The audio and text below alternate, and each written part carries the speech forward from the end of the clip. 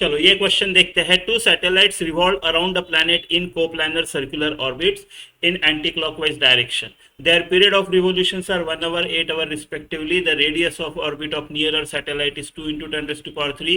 The angular speed of farther satellite as observed from nearer satellite at the instant when both satellites are closest. ठीक है, तो situation कुछ ऐसी है। ये आपका प्लैनेट है और ये हो गए दो कोप्लैनर ऑर्बिट्स, एक ये ऑर्बिट पकड़ लो और एक ये ऑर्बिट, ऐसे। और ये दोनों एंटी क्लॉकवाइज में, टू सैटेलाइट्स एंटी क्लॉकवाइज में जा रहे हैं, ऐसे ऐसे जा रहे हैं। ठीक है, जब वो नियरेस्ट है, क्लोजेस्ट टू ईच अदर है, वो टाइम पे angular speed of farther satellite as observe from nearer satellite. अगर वो एकदम क्लोजेस्ट है, यानी ये एक इधर है तो दूसरा इधर होना चाहिए ना, एक इधर है दूसरा इधर है, ये क्लोजेस्ट तो नहीं हुए, क्लोजेस्ट है ना ये, राइट, या फिर ये, या फिर ये, ऐसा। तो हम ये वाला पकड़ते हैं। मान लो ये सैटेलाइट ए है, ये सैटेलाइट बी है। ठीक है, तो with respect to A, right, as observe from nearer satellite, A से ऑब्जर्व किया तो बी का एंगुलर वेलोसिटी क्या है एज ऑब्जर्व फ्रॉम ये वाली चीज आपको निकालनी है। ठीक है, ठीक है, तो इसके लिए v equal to are omega का हेल्प लेंगे, right. So omega is equal to v by r, तो ओमेगा बी ए क्या होगा, ये होगा आपका velocity of B as seen from A divided by इनके बीच का डिस्टेंस। चलो इसको कुछ नाम देते हैं, आर।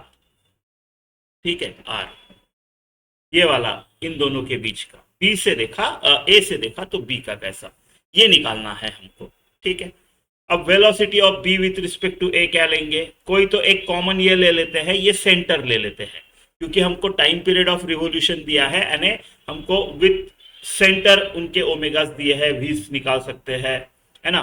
तो विथ रिस्पेक्ट टू सेंटर, चलो ओ बोलता हूं मैं इस सेंटर को, तो इसको velocity of B with respect to O minus velocity of A, ऐसे लिख सकते हैं इसको, है ना। तो ये आ जाएगा आपका, तो इसका v कितना आएगा, राइट, इसका जो v होगा तो उसके लिए इक्वल, फिर से v equal to are omega करते हैं, velocity of b with respect to a जाएगा, राइट। तो r यानी O B distance, O B ये हो गया आपका r, और ओमेगा यानी फ्रॉम हियर, फ्रॉम सेंटर, इसका ओमेगा यानी 2 पाई बाय टी। मान लो ये बाजू वाले का, फार्दर वाले का 8 आवर है और इसका 1 आवर है, कोई फर्क नहीं पड़ता, आप इसका 8 पकड़ोगे इसका 1 पकड़ोगे तो सिर्फ डायरेक्शन बदलनी है, आंसर वही रहेगा। तो मैं बी वाले का 8 पकड़ता हूं, तो 2 पाई बाय टी यानी 2 पाई बाय 8, ये हो गया है मेरा, राइट। ओ बी क्या है, हमको रेडियस नियर एयर का पता है, फार्दर का नहीं पता है। ठीक है, तो ठीक है, अभी इसको O B distance into pi by 4, ये आपका वी बी ओ हो गया।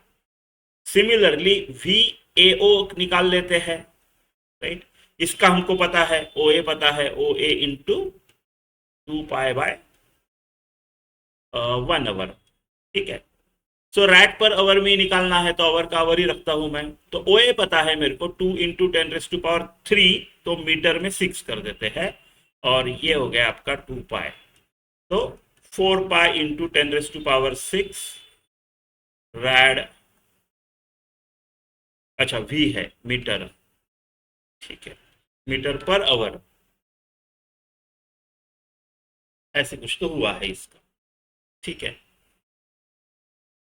ठीक है, तो मुझे अभी ये ओ बी निकालना है। ये कैसे निकालेंगे, ओ बी निकालने के लिए मैं क्या करता हूं, मैं T square is proportional to R cube वाला यूज करता हूं।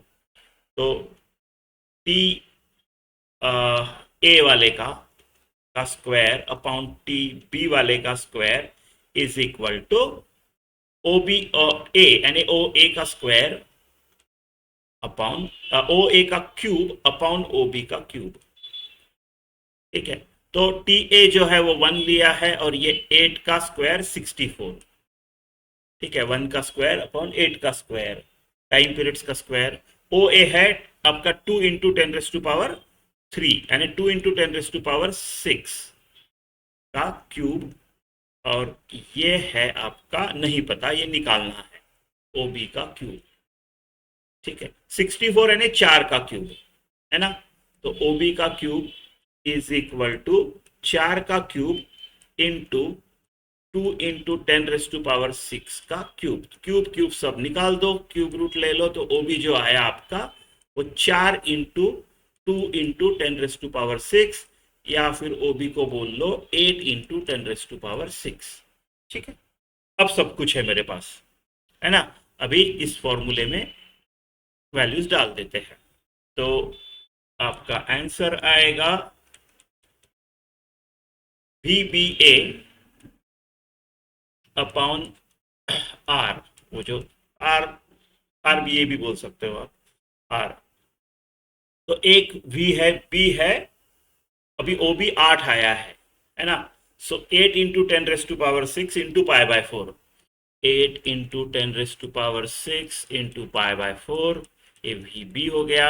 VA सिमिलरली है मेरा 4 पाई इंटू 10⁻⁶,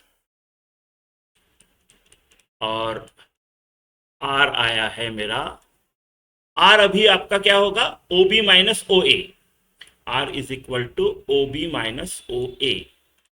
आपका ये है 2 इंटू 10⁻⁶, और ये आया आपका 8 इंटू 10⁻⁶, तो 6 इंटू 10⁻⁶, तो 6 इंटू 10⁻⁶।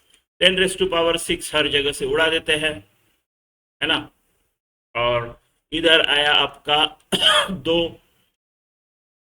है ना, 2 पाई माइनस 4 पाई अपॉन 6, तो ये आ गया आपका -2 π/6 और -π/3।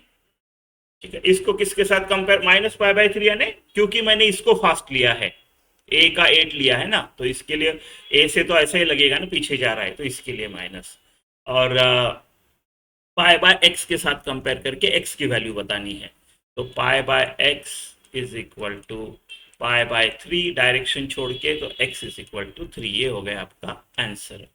ठीक है।